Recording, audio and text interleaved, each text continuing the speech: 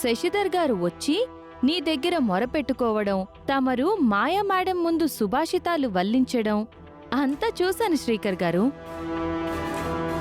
ఒక సామెతుంది, అమ్మకు అన్నం పెట్టలేనివాడు పిన్నికి పరమాన్నం పెడతాను అన్నాడంట. ఆ విధంగా ఉంది తమరి తీరు. ఊరందరి సమస్యల్ని తీర్చడానికి అందరికంటే ముందుంటావు, కాళ్ళకి చక్రాలు కట్టుకుని పోతావు. మన బంధం గురించి మాత్రం ఆలోచించవు. ఆ మాయలాడి కూడా ఎంత బాగా నటించేస్తుందో. తను నన్ను వదులుకుంది, నా సంతోషాన్ని కోరుకుంటుంది, నన్ను గౌరవంగా చూస్తుంది, నన్ను పూర్తిగా అర్థం చేసుకుంది. నువ్వు మాత్రం నన్ను అర్థం చేసుకోవడం లేదు. చాలే ఇంకాపు. నేను తప్ప మిగిలిన వాళ్ళందరూ నీకు మంచివాళ్లలాగే కనపడతారు. అది నిన్ను వదులుకుందా? దాని మాటలు నీకర్థం కావడం లేదా? అది ఇంకా నిన్ను కోరుకుంటుంది. దాని మాటల్లో నీకు నిజాయితీ కనపడుతుందేమో, నాకైతే మర్మం కనపడుతోంది. దాని కళ్ళల్లో నీకు నమ్మకం కనపడుతుందేమో, నాకైతే కన్నింగ్ కనపడుతుంది. దాని మనసులోని మలినమంతా పోయింది అని నువ్వనుకుంటున్నావు. దాని మనసింకా శ్రీకర్ శ్రీకర్ అని తహతహలాడిపోతుంది. దాని చెవులు ముక్కు కోసినా అది నిన్ను వదిలిపెట్టదు. ఏం పుట్టిందే నీకు? ఇంకా ఎందుకు ఇలా మాట్లాడుతున్నావు? మారవా నువ్వు? నేను బాగానే ఉన్నాను. నీకేం పుట్టిందో, ఏమైపోతున్నావో బాగా ఆలోచించుకో. ఆత్మ పరిశీలన చేసుకో. నేను ఎంతో కష్టపడి పెళ్లిని ఆపాను కాబట్టి సరిపోయింది. లేదంటే అది నిన్ను పెళ్లి చేసుకుని అడవులకి తీసుకెళ్లిపోయి ఉండేది. కాళిక, కాపాలిక, డింబక అంటూ మంత్రాలు నేర్పించి క్షుద్ర పూజలు నీతో చేయించేది. చివరికి ఏదో ఒక రోజున ఆ తెగ కోసం బలిచ్చేసుండేది. ఇంకాపుతావా?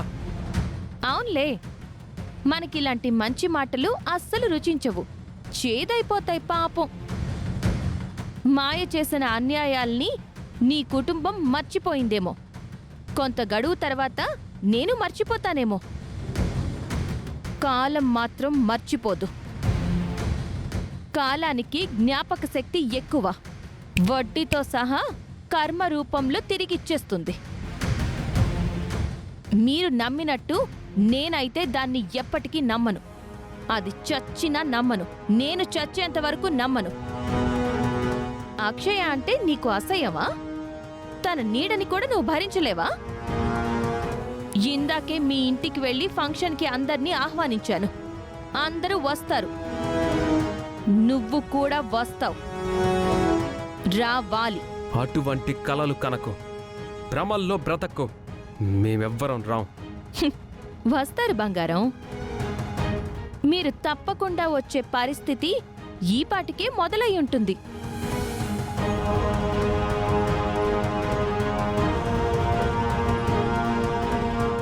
ఈ పాటికే ఏం మొదలై ఉంటుంది?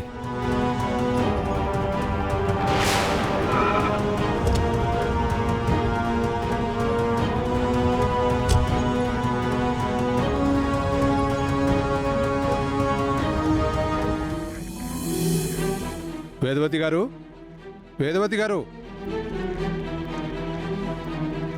మన ఇంటికి లాయర్ గారు వచ్చారంటే నీకు సంబంధించిన పాత కేసులు ఏమైనా మళ్ళీ బయటికి తీశారేమో. నువ్వు ఉండవయ్యా బాబు. సంబంధం లేకపోయినా పెద్ద ఆంట్లోకి దూరిపోతూ ఉంటావు. ఏంటి లాయర్ గారు, మా ఇంటికొచ్చారు? మేమేం కబురు చేయలేదే. ముఖ్యమైన విషయం గురించే మాట్లాడదామని వచ్చాను. ప్రసాదరావు గారిని కూడా రమ్మన్నాను. కాసేపు వెయిట్ చేయండి. లాయర్ గారు వచ్చి మావయ్యని కూడా ఇక్కడికి పిలిచి పంచాయతీ పెట్టబోతున్నారంటే ఏదో సీరియస్ మ్యాటర్ లానే ఉంది.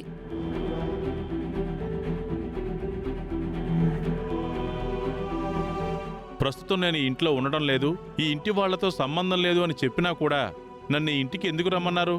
ఏం మాట్లాడాలి లాయర్ గారు? విషయం ఏమై ఉంటుందా అని అందరం టెన్షన్ పడుతున్నాం. తొందరగా చెప్పండి సార్. గతంలో కొన్ని సమస్యలు వచ్చి మీ ఆస్తులు కోర్టు కేసులో ఇరుక్కున్నాయి కదా శ్రీకర్ గారు. అవును సార్. అప్పుడు జరగాల్సినవన్నీ జరిగిపోయాయి. వాటి మీద ఆశలను వదులుకున్నాం. రాజుల సొమ్ము రాళ్లపాలైనట్టు మా ఆస్తులన్నీ హరించిపోయి మేమిలా అయిపోయాం. మీరు పూర్తిగా ఆశలు వదులుకొని ఉండొచ్చు, కానీ ఆ కేసు ఇప్పుడు తొందరలో ఫైనల్ హియరింగ్కి రాబోతుంది.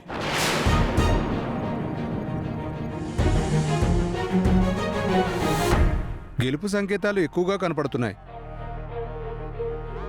అదే గనక జరిగిందంటే మళ్ళీ మీకు కోట్లాది రూపాయలు వస్తాయి సార్. సార్ నిజంగానా? ఎంత మంచి మాట చెప్పారు సార్. సార్ ఈ కాంప్రమైజ్ బతుకు అస్సలు బతకలేకపోతున్నాం. తొందరగా ఏదో ఒకటి చేసి మమ్మల్ని గెలిపించండి సార్. మా ఆస్తుల్ని మాకు రప్పించండి సార్. ఇదివరకెట్లా దర్జాగా బతుకుతాం. మా తరపు మేం లాయర్ని పెట్టి కోర్టు చుట్టూ తిరుగుతున్నది లేదు.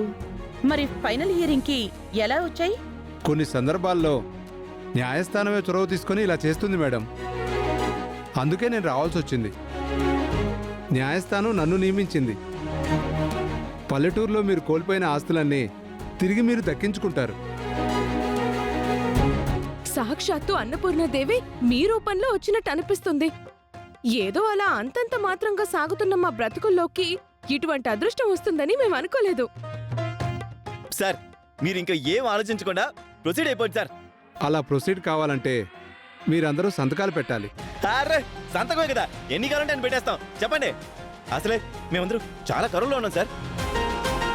అమ్మవారు మా మీద ఇంతకాలానికి దయ చూపించింది. మేమిలా తగ్గి బ్రతకడం వల్ల కొందరికి లోకువైపోయాం. నెగ్గిన తర్వాత వాళ్ళకి బుద్ధొచ్చేలా చేస్తాం. మేము సంతకాలు చేస్తాం లాయర్ గారు. వీటి మీద పెట్టండి.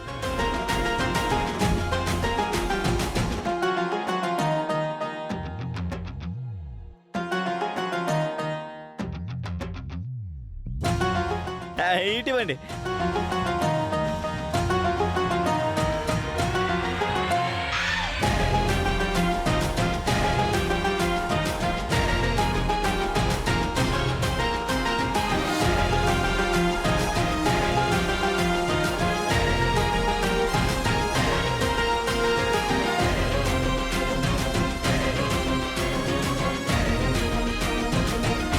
హలో బాబు, ఏంటలా చూస్తున్నావు? నీ సంతకం అవసరం లేదులే. ఎందుకంటే నువ్వు ఎల్లరికి బల్లుడు కదా. సార్ ఇక మీరు వచ్చిన పని అయిపోయింది కదా, ఇక మీ పనిలో మీరు ఉండండి. ఇంతకీ మా మామయ్య గారిని ఎందుకు పిలిచినట్టు? ఆయన సంతకం కూడా కావాలి. మీరు కూడా సంతకం చేయండి సార్.